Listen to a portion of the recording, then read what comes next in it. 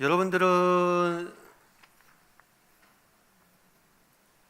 삶을 살면서 가장 많이 쓰는 단어가 무엇입니까? 지난 한 주간 여러분들이 생활하면서 가장 많이 사용한 말은 어떤 말입니까? 우리 옆 사람에게 한번 물어볼까요? 당신이 지난 한 주간 가장 많이 사용한 말은 어떤 말입니까? 한번 물어보죠.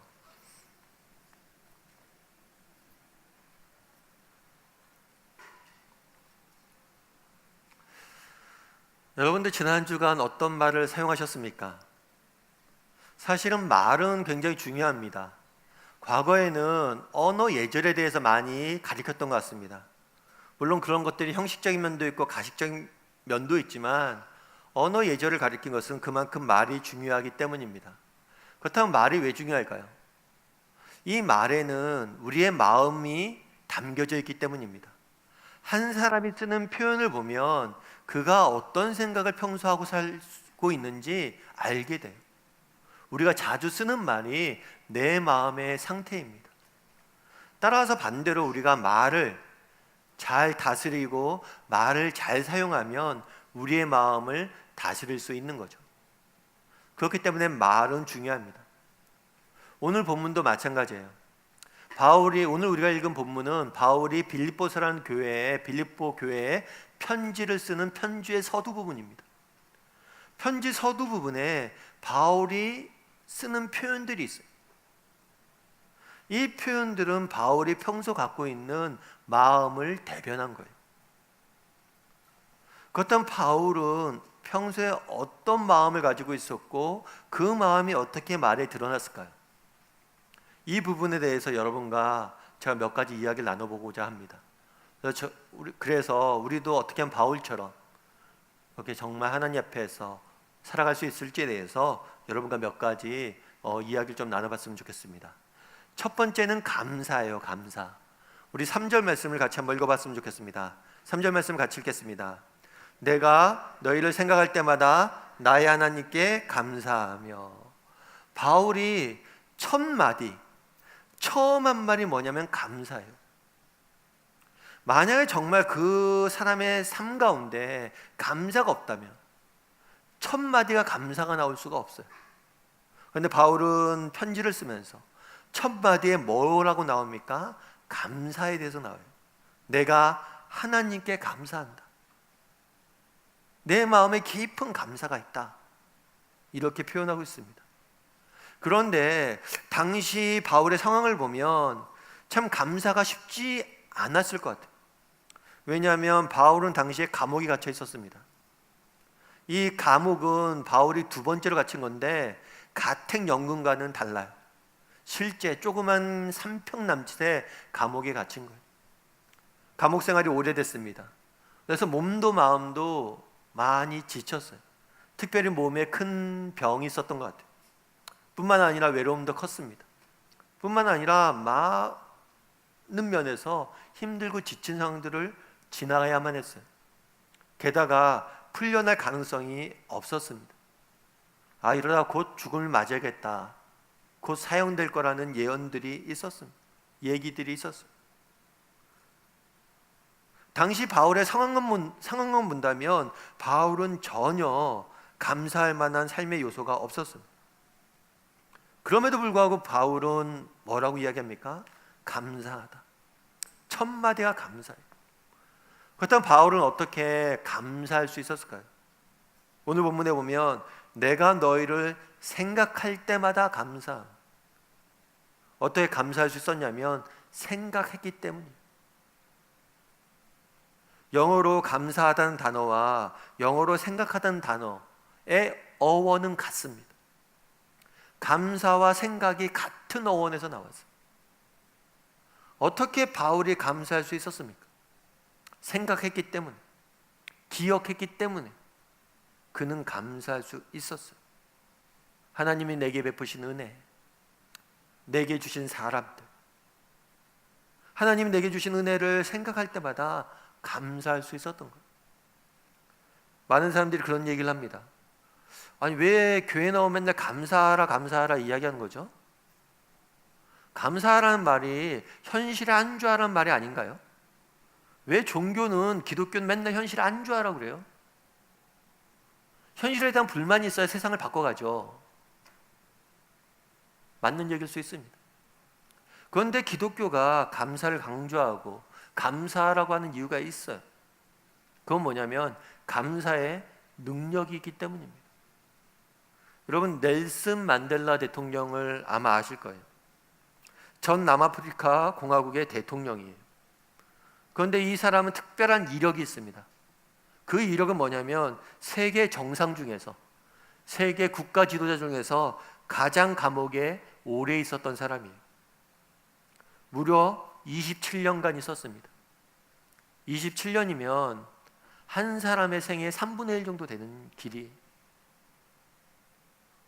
자신의 생의 3분의 1을 감옥에서 보낸 거예요.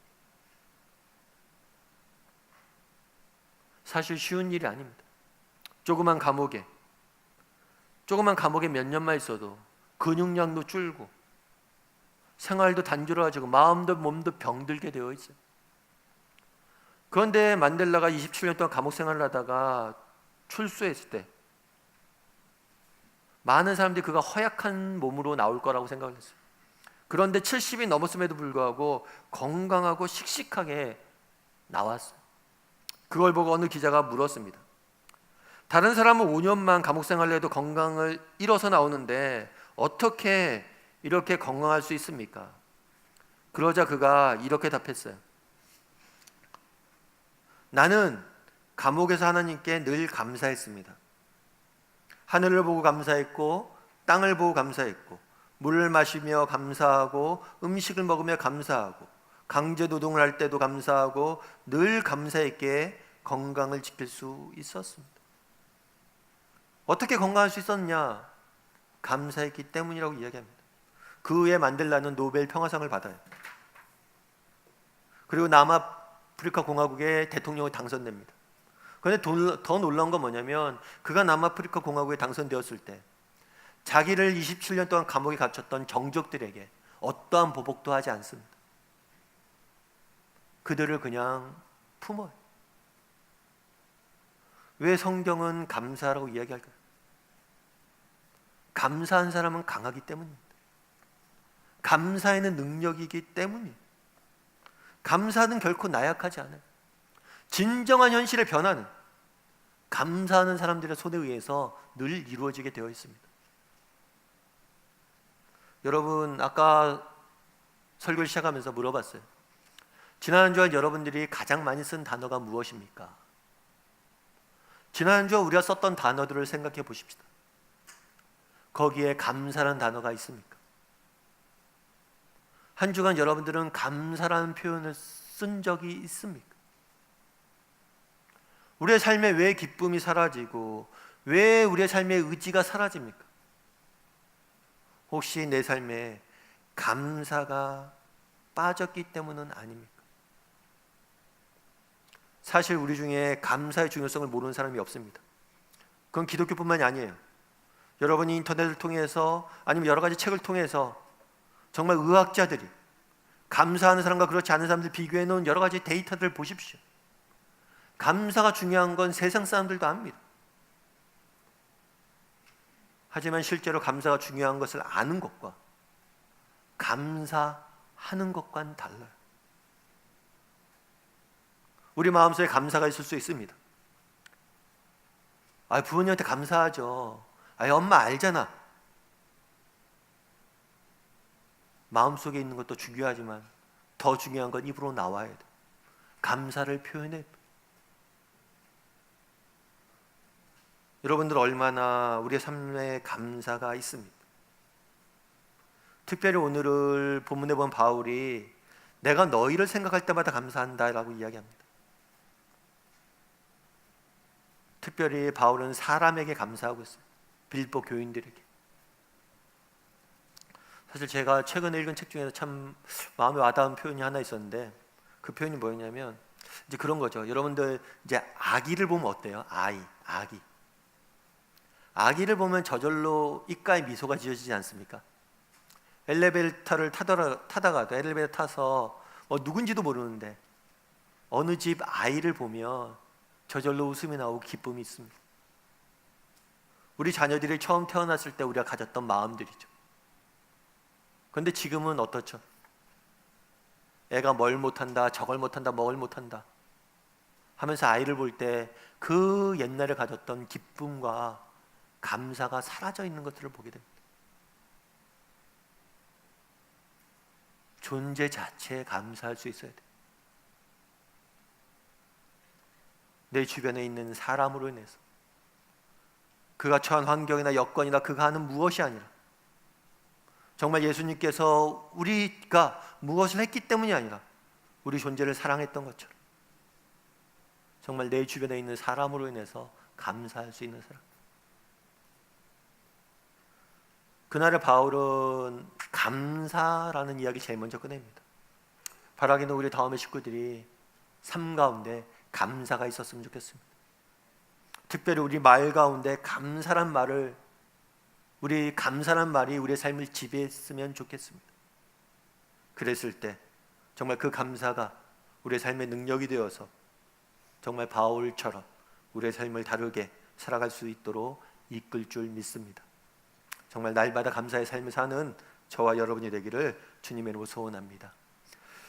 두 번째로 바울에게서 알 수 있는 건 뭐냐? 그럼 기도예요. 기도. 3절을 말한 다음에 감사하며, 내가 하나님께 감사하며, 다음에 4절에선 이렇게 이야기합니다. 4절 말씀 같이 한번 읽어볼까요? 같이 읽겠습니다. 간구할 때마다 너희 무리를 위하여 기쁨으로 항상 간구함은. 바울은 너희에게 감사한다, 하나님께 내가 감사한다, 너희를 생각할 때마다 하나님께 감사한다 딱 이야기하고 바로 뭐라고 이야기합니까? 간구할 때마다 항상 간구한다. 그 짧은 표현 속에 간구, 기도라는, 간절히 기도한다는 표현을 2번이나 사용합니다. 그만큼 바울은 삶에 배어있는 삶의 태도는 무엇입니까? 기도예요. 바울이 감사와 더불어 터득한 삶의 비결이 있었습니다. 그것은 무엇이냐면 기도예요. 여러분, 우리 인생에 문제가 없는 사람은 없습니다. 바울도 마찬가지예요. 아까 말씀드린 것처럼 바울은 개인적인 문제들이 좀 있었어요. 일단 내일이 불확실했습니다. 내일 당장 내가 감옥에서 나갈 수 있을지, 아니면 이곳에 죽게 될지. 그리고 본능적으로 이번에 못 풀려난다는 생각이 강했어요. 언제 죽을지 모르는 사람이 얼마나 내일에 대한 염려가 크겠습니까? 뿐만 아니라 그 주변에 사람이 없었어요. 무척 외로웠고, 뿐만 아니라 몸도 많이 상해 있었어요. 여러 가지 문제들이, 개인적인 문제들이 있었습니다. 그런데 이런 개인적인 문제뿐만 아니라 사역적인 문제들도 있었어요. 오늘 빌립보 교회에 편지를 쓰는데 빌립보 교회에 대한 소식이 들렸는데 어떤 소식이 들렸냐면 안 좋은 소식이 들렸어요. 빌립보 교회의 지도자들, 영적인 지도자들, 바울은 감옥에 갇힙니다. 에바브로디도는 병에 걸려요. 많은 교회 지도자들의 삶 가운데 역경이 임합니다. 그러니까 교회 내에 어떤 이야기가 나왔냐면, 왜 예수를 믿는데도 이런 역경들이 있느냐? 저들이 정말 잘못 믿어서 그런 거 아니냐? 우리의 믿음이 헛것이 아니냐? 바울에 대한 비난과 더불어 다양한 이야기들이 나왔어요. 그러면서 교회가 여러 가지 분란도 있었고 어려움들이 있었습니다. 개인적인 문제뿐만 아니라 정말 눈물로 세운 교회가 아프다는 이야기들도 있었어요. 그런데 이런 문제 가운데 바울이 깨달은 비결이 있었어요. 그건 뭐예요? 기도입니다. 바울은 기도에 대해서 말하는 사람이 아니었어요. 우리가 기도하자 이렇게 이야기하는 사람이 아니었습니다. 나중에 여러분들은 바울이 쓴 편지를 한번 읽어보십시오. 아마 다음 주에 우리가 바울이 쓴 기도문에 대해서 좀 다룰 거예요. 바울은 편지를 쓰다가, 너희에 대해서 빌립보 교인들의 편지를 쓰다가 갑자기 빌립보 교인들의 생각나면 그 자리에서 바로 기도했어요. 너희에게 이것이 있길 원하고, 너희에게 이것이 있길 원하고, 이것이 있기를 기도하노라. 바로 기도합니다. 편지를 쓰다가도 생각나면 바로 기도해요. 그는 그 자리에서 바로 기도했던 사람이에요. 기도에 대해서 말하는 사람이 아니라 실제로 기도했던 사람이에요. 여러분, 우리는 얼마나 기도하고 있습니까? 예전에 한번 말씀드린 것 같은데 비서새라는 새가 있어요. 이 새는 사진에서 본 것처럼 굉장히 큰 새입니다. 그 다음에 새 중에서도 강한 새, 맹수에 속하는 새예요. 그런데 이 새가 특징이 있어요. 이 새의 특징은 뭐냐면 당황하면 날질 않아요. 평소에 잘 나는데 겁먹고 당황하면 날질 못해요. 그러다 보니까 정작 위험한 순간이 되면 날아서 도망가면 되는데 걸어 다녀요. 그러다가 들짐승들에 잡혀먹는 경우들이 많습니다. 희한한 거죠.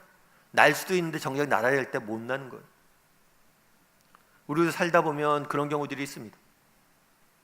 정말 기도해야 될 때, 무려 기도해야 될 때가 있어요.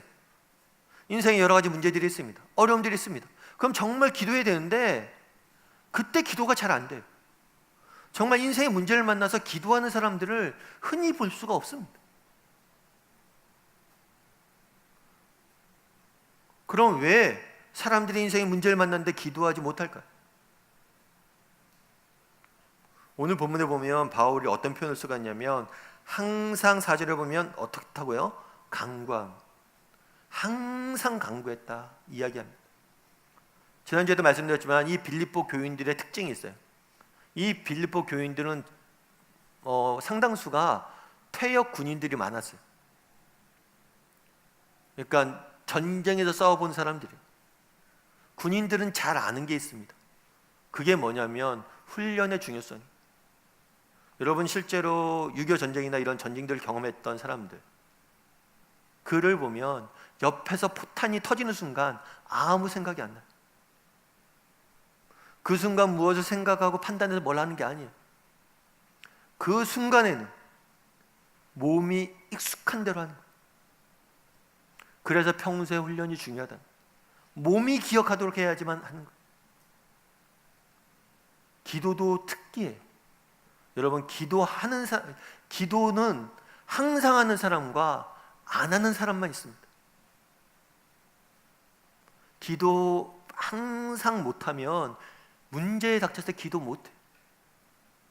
평소에 늘 기도의 자를 사모하고 기도하고 항상 기도한 사람이 문제를 닥치면 또 기도하는 거예요. 평소에 기도 안 한 사람은 문제를 닥쳐도 기도 못합니다. 그래서 바울은 늘 이야기하는 게 뭐예요? 항상 기도하라. 빌립보 교인들이 이것들 너무 잘 알았어요. 왜냐하면 그들은 군인이니까. 평소에 훈련 못한 사람들은 결코 전쟁에서 못 싸웁니다. 때가 되면 닥치면 나도 할 거야. 그렇지 않아요. 바울은 어떻게 기도할 수 있는 사람이었습니까? 항상 기도했기 때문에 그는 기도할 수 있었어요. 좋은 일이 있을 때나 슬픈 일이 있을 때나, 정말 하루를 시작하면서 정말 일이 있을 때나 없을 때나 늘 기도할 수 있는 사람, 늘 무릎을 꿇고 살길 원했던 사람, 그 사람이 기도할 수 있는 거예요. 그런데 바울의 표현을 보면 재밌는 게 있어요. 너희를 위해서 기도할 때마다 항상 기도했다 전에 어떤 표현이냐면 기쁨으로 기도했다. 기쁨이 있었어요. 왜 바울이 체득한 삶의 비결이 뭐냐? 왜 기도냐? 기도할 때마다 그는 기쁨을 누렸기 때문에, 그 기쁨이 있기 때문에 그는 살았던 거예요. 그럼 바울이 기뻐할 수 있었던 이유는, 기쁨의 원천은 무엇일까요? 6절에 보면 이렇게 되어 있습니다. 6절 말씀 같이 한번 읽어보았으면 좋겠습니다. 같이 읽겠습니다. 너희 안에서 착한 일을 시작하신 이가 그리스도 예수의 날까지 이루실 줄을 우리는 확신하노니. 우리 안에서 착한 일을 시작하신 이가 이루실 것이다. 나로 하여금 기도하게 하신 이가 내 기도를 응답하실 것이다. 나로 하여금 소망을 주신 이가 이 소망을 이루게 하실 것이다. 나로 하여금 믿음을 주신 이가 이 믿음대로 이루어지게 할 것이다.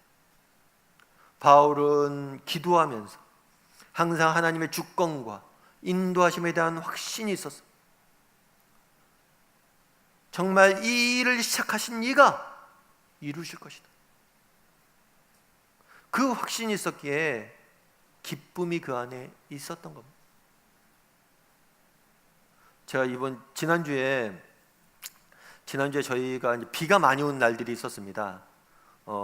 태풍은 조금 피해 없이 지나가서 감사했는데 그 다음에 비가 밤에 많이 내리는 날이 있었어요.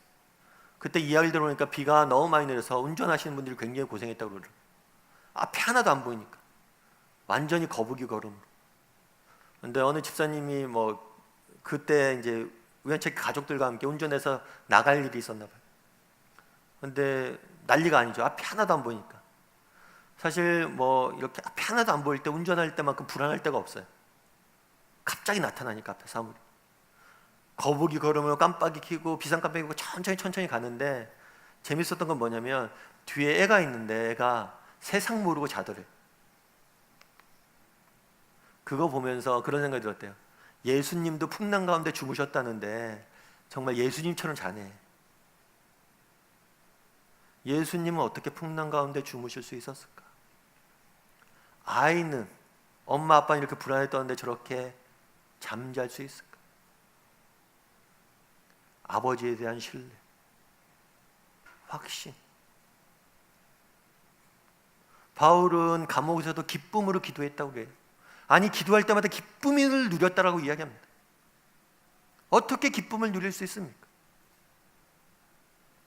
하나님에 대한 확신. 우리 안에서 착한 일을 시작하신 이가 그리스도 예수의 날까지 이루실 것이다. 나로 하여금 기도하게 하신 이가 이 기도를 이루실 것이다. 나로 하여금 소망을 주신 이가 이 소망을 이루실 것이다. 나로 하여금 믿음을 주신 이가 이 믿음을 이루실 것이다.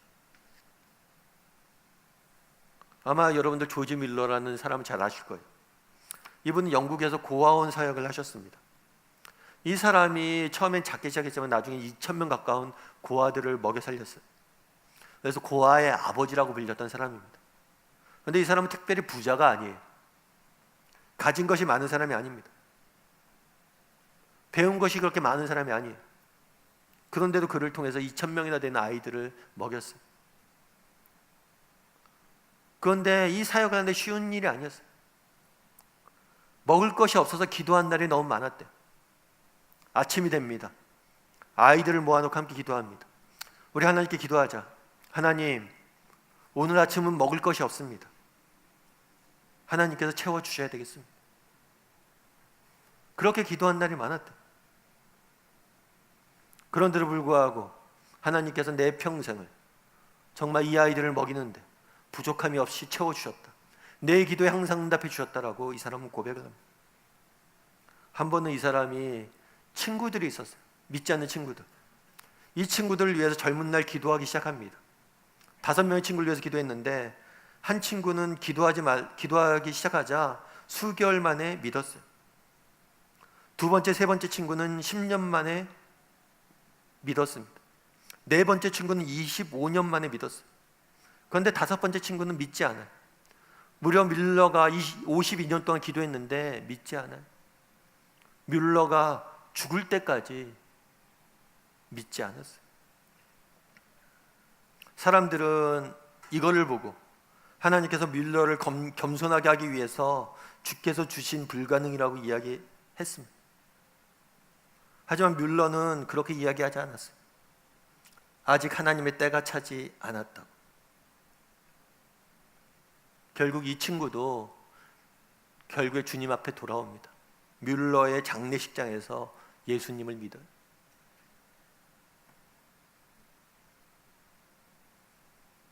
우리 안에서 착한 일을 시작하신 이가 그리스도의 예수의 날까지 이루실 것이다. 이 친구를 위해서 내가 기도하게 하셨는데 하나님께서 응답하실 것이다. 비록 생전에 응답을 못 받았지만 그의 죽음의 날에 응답 받은 것. 바울은 확신이 있었습니다. 아니, 바울은 기도하는 사람이었어요. 항상 기도하는 사람이었어요. 기도할 때마다 확신이 있었어요. 기쁨으로 기도했습니다. 우리 안에 착한 일을 시작하신 이가 그리스도의 날까지, 그리스도 예수의 날까지 이루실 것을 확신한다. 하나님께서 기도하게 하셨으니까 이루실 것이다. 바라기는 우리 다음의 식구들이 정말 바울처럼 감사할 수 있는 사람이 되었으면 좋겠습니다.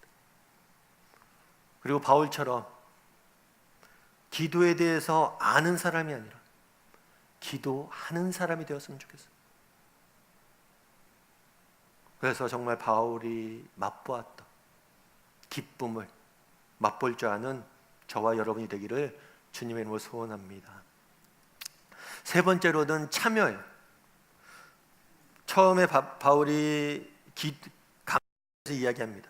두 번째로 내가 기도에 대해서 이야기합니다. 그리고 5절에서는 바로 참여에 대해서 이야기합니다. 5절 말씀을 같이 한번 읽어보았으면 좋겠습니다. 같이 읽겠습니다. 너희가 첫날부터 이제까지 복음을 위한 일에 참여하고 있기 때문이라. 바울은 복음을 위한 일에 참여하고 있다라고 표현하고 있습니다. 당시 빌립보 교회들이 바울을 좀 도왔어요. 바울을 위해서 중보 기도했을 뿐만 아니라 물질로도 후원을 많이 했습니다. 그래서 감옥에 있으면서도 바울이 빌립보 교인들 도움으로 많은 일들을 할 수 있었어요. 그래서 바울 안에는 빌립보 교인들에 대한 감사가 있었어요. 그런데 바울이 가졌던 빌립보 교인들에 대한 감사와 기쁨의 원천이 있어요. 그것은 도움의 문제가 아니에요. 보다 중요한 것은, 우리가 정말 기뻐하고 감사해야 될 보다 중요한 문제는 뭐냐면 우리가 무엇을 하고 있냐는 거예요. 복음을 위한 일에 뭐 하고 있다고요? 참여하고 있다는 거예요. 복음을 위한 일에 참여하고 있다는 거예요. 최근에 어떤 기사를 하나 봤는데 그 기사에서 그런 얘기를 하더라고요. 요즘 젊은이들에게 여론조사를 해봤어요. 설문조사를. 무엇이 제일 궁금하고 무엇이 제일 알고 싶냐 했을 때 60%가 어떻게 살아야 할지 모르겠다는 거예요. 무엇을 위해 어떻게 이 땅에 살아야 될지 모르겠다고, 그것이 궁금하다고 젊은이들 60%가 답했어요. 무엇을 하면 살아야 될지에 대해서. 세상 사람들은 그렇게 얘기하죠. 좋아하는 일을 하라고. 좋아하는 일을 하면 잘할 것이라고. 그런데 어떤 사람은 또 이렇게 이야기합니다. 좋아하는 일을 여러분들이 직업으로 하는 순간 그 일은 더 이상 좋아하지 않을 것이다. 좋아하는 일을 하지 말고 딴 일을 해라. 좋아하는 일은 그냥 둬라. 어떤 사람은 잘하는 일을 하라고 해요. 잘한 일을 하면 기쁨도 있고 성과도 나니까 잘한 일을 하라고 이야기합니다. 그런데 젊은이들이 이야기하죠. 내가 뭘 잘하는지 모르겠다. 잘한다는 기준이 어디에 있고 무엇을 잘해야 잘한다고 하는 것일지.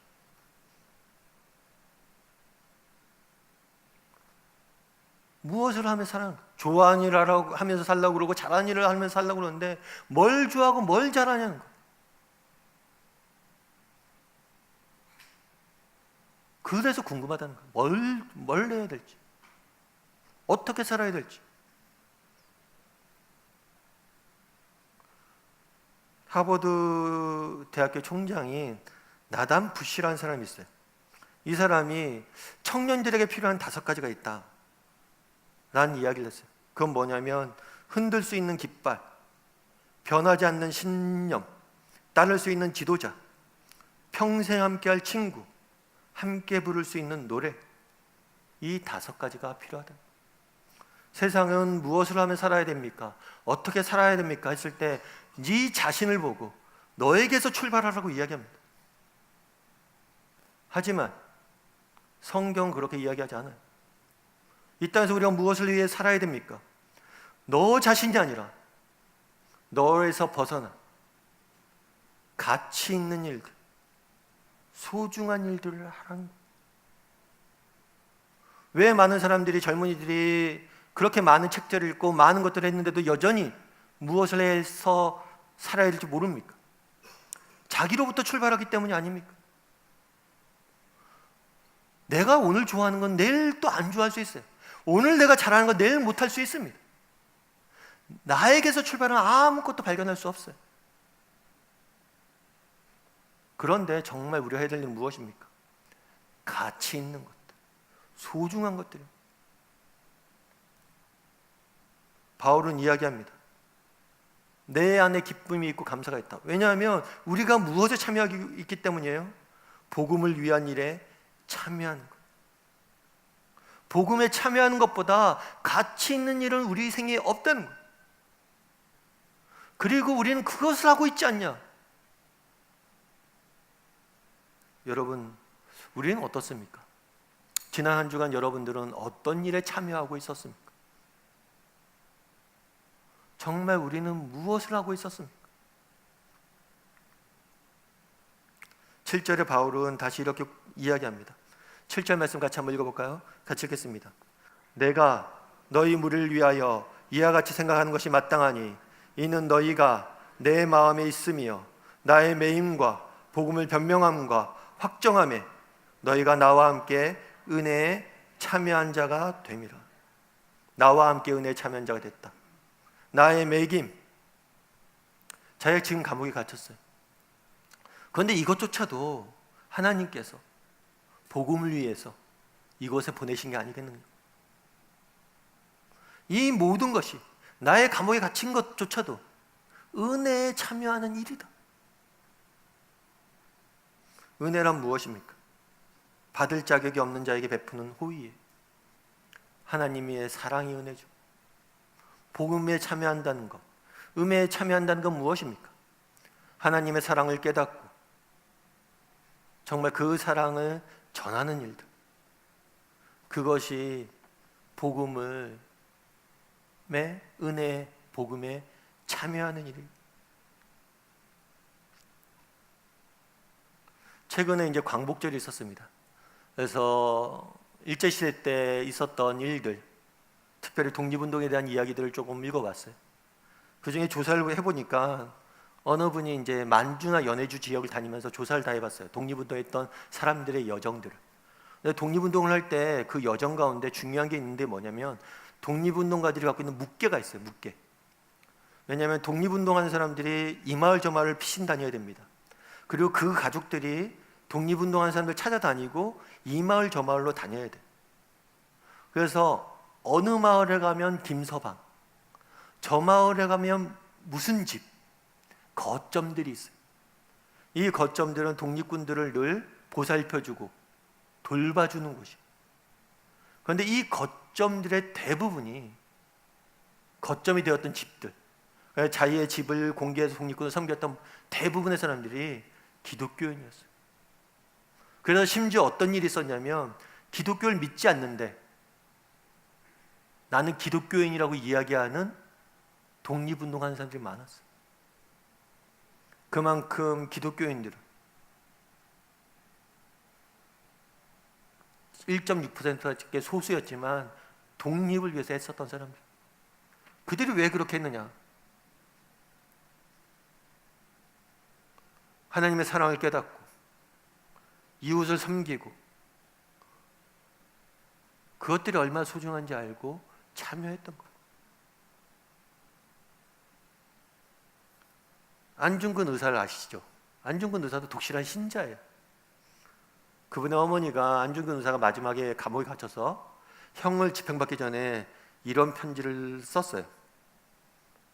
내가 만약 늙은 어미보다 먼저 죽는 것을 불효라 생각한다면 이 어미는 웃음거리가 될 것이다.